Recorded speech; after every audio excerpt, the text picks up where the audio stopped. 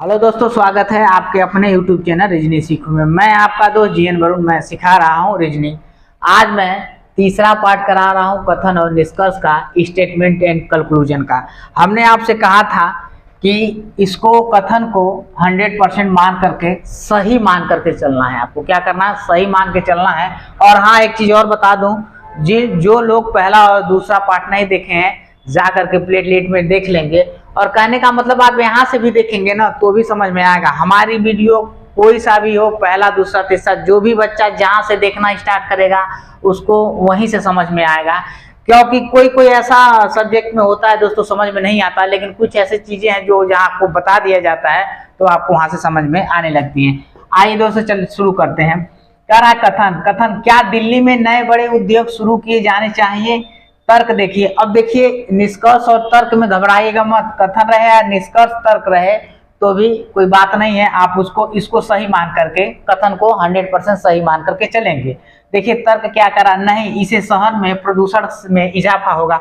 अगर कंपनी अगर लगती है तो उसमें बहुत सारे, देखिए कंपनी जब लगेगी तो उसमें कार्बन मोनोऑक्साइड ज्यादा कर करके वो रिलीज करती है। हमारी जो कंपनी है, जो भी इंजन लगते हैं, धुआं छोड़ता है, उसमें कार्बन मोनोऑक्साइड की मात्रा सबसे ज्यादा होती है। माइनिंग में होता है तो कहीं एयर वो प्रदूषण करेगा, जो उसकी माइनिंग करके दोस्तों उसका जो भी मटेरियल धुला जाता है साफ करके, उसमें देखेंगे तरह तरह के, उसमें कई तरह के नुकसानदायक जो हमारे नदी में पानी में जाके मिल जाते हैं तो भी नुकसान करता है।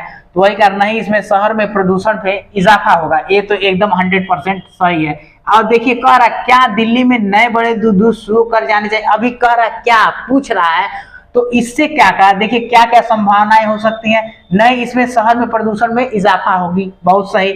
तर्क दूसरा क्या, हाँ यह रोजगार के अवसर को प्रदान करेगा। अगर जहां भी दोस्तों अगर कंपनी या फैक्ट्री लग जाती है तो वहां पर उतने एरिया का विकास होता है, लोगों को रोजगार मिलता है, रोजी रोटी मिलती है, कमाई होती है और जीवन यापन अच्छा चलता है दोस्तों। तो ये दोनों तर्क सही हैं दोस्तों। और क्या क्या रहा है देखिए, इसमें पहला जो सी होगा, तर्क पहला और तर्क दोनों मजबूत है। इस ऑप्शन में दोस्तों तीसरा ऑप्शन यानी सी ऑप्शन आपका सही है। क्योंकि अगर ये वीडियो दोस्तों अगर आपको अच्छी लगती हो तो लाइक शेयर सब्सक्राइब जरूर करिएगा, इससे दोस्तों हमारा हौसला बनता है। आइए दोस्तों एक नए क्वेश्चन की तरफ चलते हैं। कह रहा कथन में देखिए, क्या राज्य सरकार द्वारा संचालित लॉटरी को बंद कर देना चाहिए? आप देख रहे होंगे भारत सरकार एक तरह से क्या करती है, लॉटरी को करती है। जो लॉटरी विनर होते हैं उनको बहुत सारा पैसा मिलता है। तो इसमें क्या होता है, जब पैसा उनको मिलता है तो सरकार उनको टैक्स काट करके दे देती है। और जितने लोग लॉटरी खरीदते हैं उससे भी राज्य सरकार का, चाहे गवर्नमेंट का, सेंट्रल गवर्नमेंट है, उसका रेवेन्यू बहुत अच्छा खासा आता है। कहने का मतलब है कि देखिए क्या राज्य सरकार द्वारा संचालित लॉटरी को बंद कर देना चाहिए? मान लीजिए, क्या तर्क में देखिए क्या उसका वो उसके बारे में जो कह रहा है वो सही कह रहा है क्या नहीं, ये उससे मिलता है कि नहीं। तर्क पहला क्या है, नहीं सरकार को राजस्व प्राप्त नहीं होगा। ये एकदम बिल्कुल सही है कि नहीं, ये राजस्व उससे, अगर लॉटरी बंद कर देगी तो सरकार को जो फायदा होगा, राजस्व जो टैक्स होगा, वो फायदा नहीं होगा।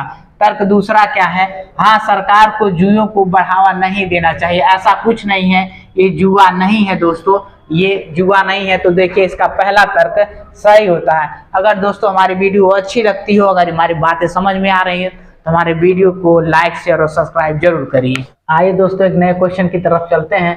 देखिए कथन क्या कह रहा है, इस बार हमने कथन और निष्कर्ष उठाया है, ना कि कथन और तर्क। देखिए क्या कह रहा, देखिए तर्क आ जाए या निष्कर्ष आ जाए, आपको उसमें घबराना नहीं है। आपको उत्तर जिस तरह से दे रहे हैं उसी तरह से देना होगा। आपको ये देखना, इसको 100% सही मान लीजिए और आपको देखिए उसके प्रति ये अनुरूप यानी उससे मिलता जुलता है कि उसको कह रहा है उसके बारे में सही है कि नहीं, उससे यानी हम इसको मिलाप कर देंगे।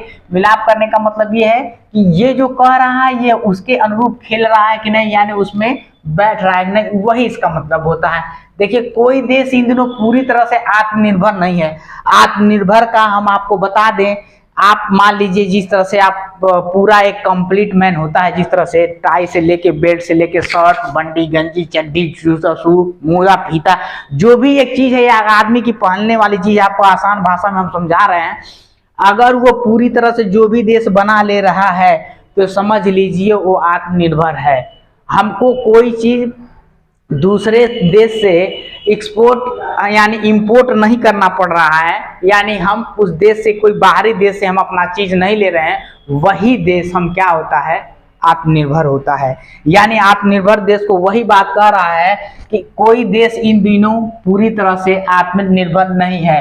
यानी आप देखिए उसको सही का क्या कर रहा है, देखिए निष्कर्ष में देखिए, उन सभी को विकसित करना और उत्पादन करना असंभव है जिनकी देश को आवश्यकता है। सही है। मान लीजिए कोई भी देश है, हर चीज नहीं बना सकता है।